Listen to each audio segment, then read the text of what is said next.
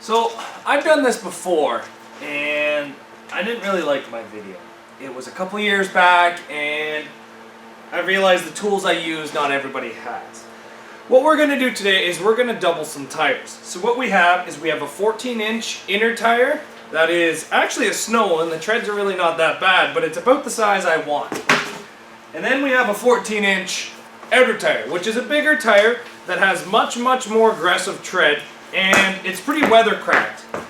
So I'm going to use that one for my outside because it's got the tread I want, it's a fair size, it's skinny.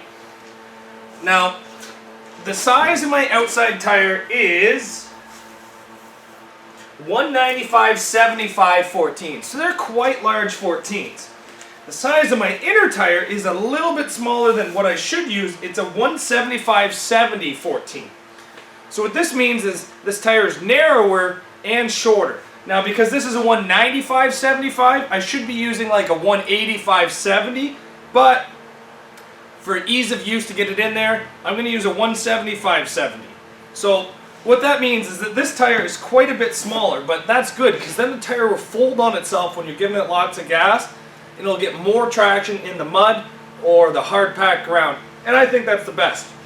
So what we've done is we've started a fire in my stove, and we're just going to heat these tires up because the inner tire, the warmer it is, the easier it is. So I want to get this tire a little bit warmer because it is pretty damn cold outside. But we're going to get this tire off the rim. Now, if you guys may notice, this is a new tire machine. I had a Colts 4040, and it was a great machine, but opportunity came where I could get myself a newer one, and I actually really like this one. It's got its ups and its downs. It needs a little bit of work, a couple new valves and stuff, but basically everything I buy needs work or it's broken, so that's how you get the deals, is buy stuff that needs work.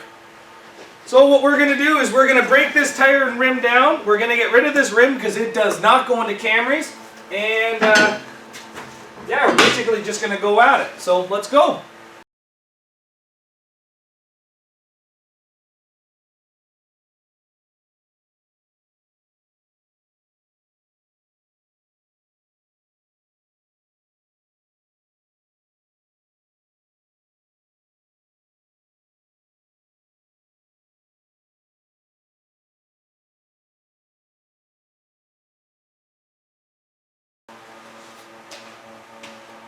With our tire warmed up, that is step one. This tire is a little bit warmer than what it was.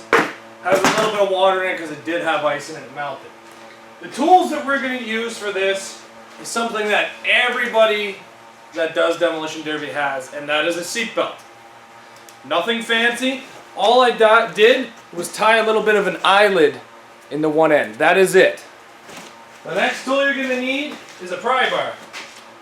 This is my 4-foot pry bar. I usually like to use my 3-foot because the 3-foot's got a rounded end on it, but I can't seem to find it. I might have to locate it for doing this, but we'll try with the 4-foot with the flat end. So, it is really simple. It's just a little bit time consuming. What you do is you take the tire, put the seatbelt on the ground. Put the tire on top of the seatbelt. Make sure the seatbelt has no twists in it because that will make it more difficult if it's got a twist. Come through the eyelid, just like that. Let's see if I can. Through the eyelid, put your knee on it. Tighten the eyelid. Knee, eyelid.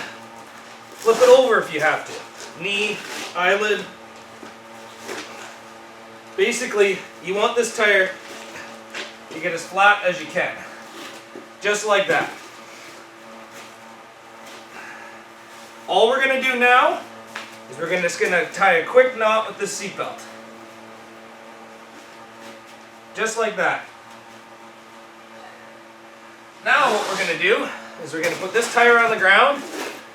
We're going to take this tire just like this and put it inside of this tire. Now this tire on the ground is a pretty thick sidewall tire, so it is going to make it more difficult. What we're going to do is we're going to stand it up. Just try to put the one tire inside the other tire here.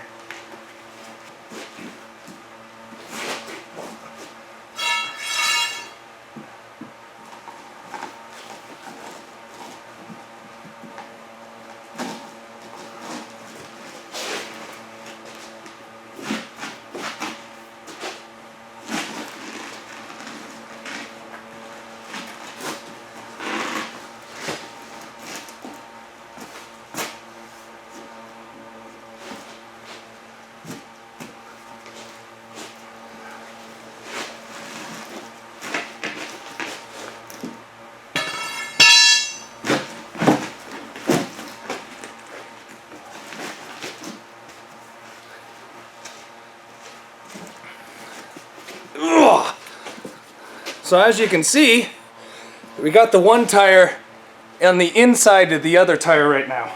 Not all the way, just at the bottom. As soon as you do that, put your knee on it again, push down. Doesn't have to be pretty. All you have to do is get the tire in there.